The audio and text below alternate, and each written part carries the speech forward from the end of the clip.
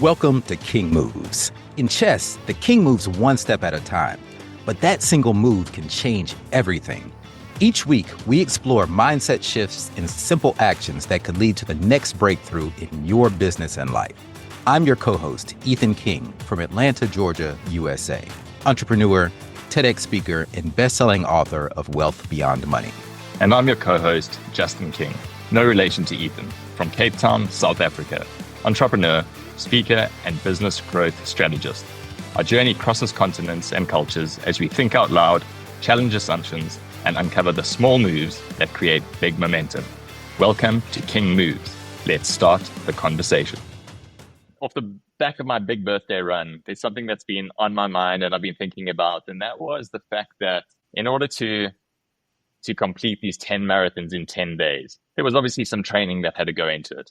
But what I wasn't able to do, and I think rightly so, I wasn't able to train at the volume or the distances that I actually had to run during the challenge. So what I mean by that is some of my really high volume training weeks were probably around 90 kilometers or something of that nature.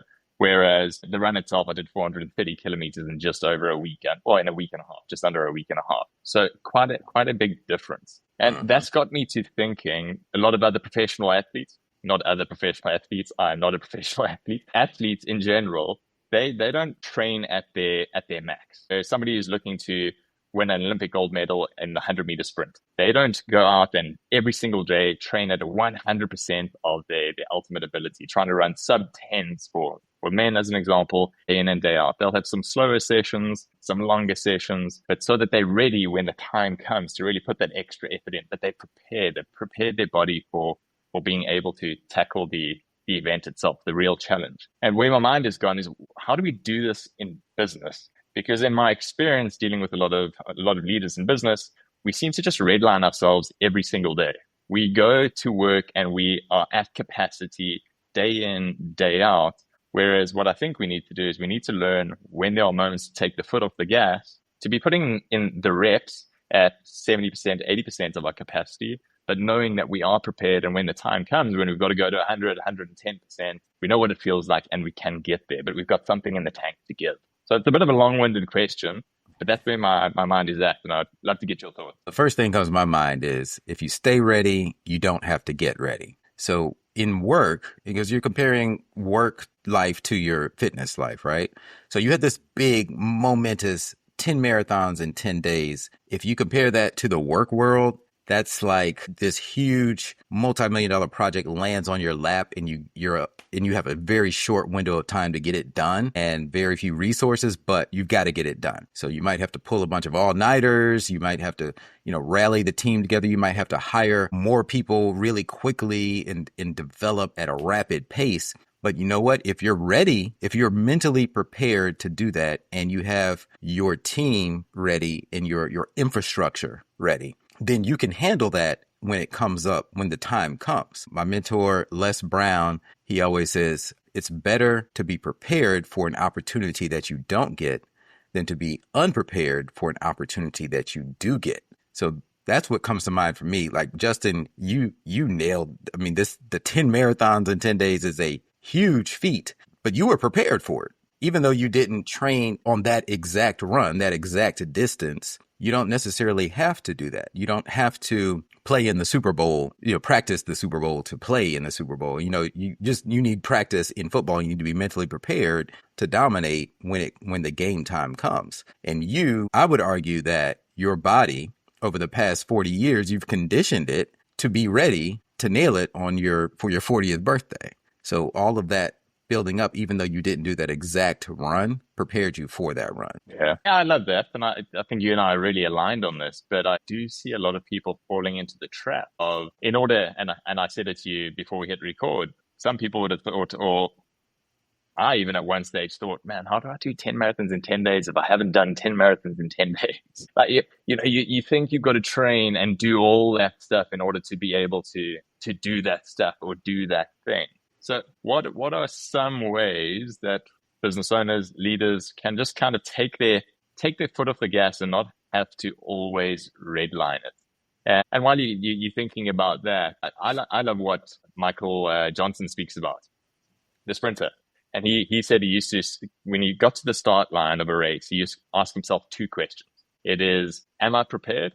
Which is exactly what you were speaking about now. And then the second one was, can I execute? Am I prepared and can I execute? And if he did a mental check, you said, I was good to go. It was like, I know I've got this and I'm bringing home the gold. So I think that's a big part of it is in the preparation is also confirming to yourself that when the moment presents itself, when that multi-million-dollar project lands on your lap, that the preparation that you have put in does allow you to execute. So it's finding that confidence. Yeah, well, a lot of the preparation comes in the form of visualization. So you can be prepared for it in your mind. And so many athletes talk about the power of visualization.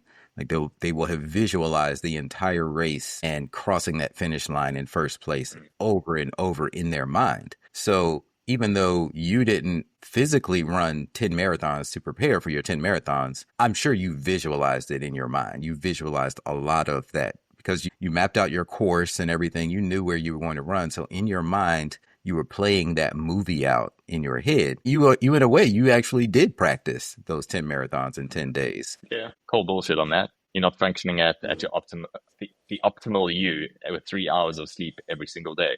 Yeah, I suppose I don't have the exact king moves. That's why I would really want to bounce this off you is what is that king move that allows you to dial it back while still being prepared and still knowing that I can execute. A lot of it is visualization. I like that. Feeling like experiencing that feeling of having done it and having achieved it without having to expend that energy itself. I think that's huge. Well, two things we've covered so far. First, you need to have the infrastructure ready for the opportunity. So physically, your body, your infrastructure was ready to take on the challenge, even though you hadn't taken on that exact challenge before. In business, you need to have the infrastructure ready to scale up quickly when you need to, when a big opportunity comes across. Number two is visualization, which we just talked about, applies to fitness and to business. And then I would say the third thing, and maybe you can help me come up with the word for this, but it's preparation for the unexpected. And I'm going to use driving as a metaphor. So I remember when I first learned to drive, my older brother Aku taught me how to drive. And after we learned the basics and we got on the road, he said, always look 12 seconds ahead. And at first I was like, what do you mean 12 seconds ahead? And he said, you want to look down the road and think about all of the possible things that could possibly happen between now and when you're 12 seconds down the highway from now. And that's what we do when we're driving. You have to be subconsciously aware of what is this person doing over here? What is that person doing? What's happening behind me? And for an early driver, you really have to focus on all of those things at once. And it's a lot. But the more that we do it, then it just becomes second nature. It's just, it goes from our conscious to our subconscious mind. And I'm always thinking about when I'm driving, well, what if this person jumps in my lane? What if that person hits that person? What if this guy slams on his brakes in front of me? All of these possibilities are going on at the same time, yet I can still listen to the podcast I'm listening to and talk to my kids in the car, whatever it is, right? So I think that whatever that mental mechanism is called is part of the preparation also. We are going to officially call it preemptive practice. Nice. That's to a large degree what you're speaking about. I like that. That allows you to get into the zone, into the flow, or put yourself on autopilot because you have done this thing before. You've got hours in the bank of doing this thing rather than everything being scary and new. I really like that. I think there's something to that. It's funny what you were saying now about being a new driver. I have moments where I think of when I'm driving, I think about exactly how RoboCop back in the 90s, when you would see through RoboCop's lens and RoboCop was little triangulating this and red line around that. That's exactly what we're doing. We just don't have that, but we're calculating how far is that car from this, and is that bicycle about to walk right in front of me, and. Right. So we're doing that all the time. So preemptive practice. I really do like that. Amazing. Yeah. And the infrastructure, which was the second one, which you mentioned, which is huge, was the support that I had. If I had to think about it now, the seconders that I had, that was the difference between me practicing and preparation and doing the thing. It was more than just me. And very often in business, that's the same. We're preparing in isolation, but we're doing the thing within a team. And we've got that support. And because without that, my run would never have happened. Yeah, talk a little bit I liked more it. about who was your infrastructure, who was your team on the run. So there was Emma, who was cheapers. I'll be in trouble for saying that. Emma, my girlfriend, who is my girlfriend. and and my parents were the mainstay. So I did 6 of the 10 days with me, a few at the start and then a couple at the end. And my parents, being retirees, they were with me for the entire 10 days. So they were the real anchor of that support team. And genuinely, without them, none of this would have been possible. And what that looked like was it was essentially allowing me at the end of every day just to rest, put my feet up, and not have to worry about cooking a meal and getting ready for the next day or anything like that. They were helping take care of that. And then during the runs themselves, it was always being that moment of a big part of it, I'm going to call it, was a moment of motivation as well as a stop where I was being able to put my feet up, ice the ankle, have something to eat, have something to drink. And that was happening roughly every 45 minutes to an hour. So it was a massive, massive investment of support, time to do that support. But again, that was the infrastructure that I needed. I could do the preparation in isolation. I could prepare my body and my mind for what I needed to tackle, but I wouldn't have been able to do it without that additional support to actually do the 10 marathons in 10 days. Yeah, that's awesome. A great point. And you got to have a strong team behind you. So infrastructure is the first point, visualization, second point, and then being prepared for all the possibilities. What's the term you said? Preemptive practice. Preemptive practice. All right. You got to be prepared for anything that comes your way. So let that be your king move for this week, and we'll see you next time. Amazing. Thanks, Ethan. That's a wrap for today's episode of King Moves. Remember, in chess, like in business, one right move can change everything. Take today's action step, make your move, and build momentum. If you found value in today's episode, share it with someone who's ready for their next breakthrough. And don't forget to subscribe so you never miss our weekly conversations. Until next time.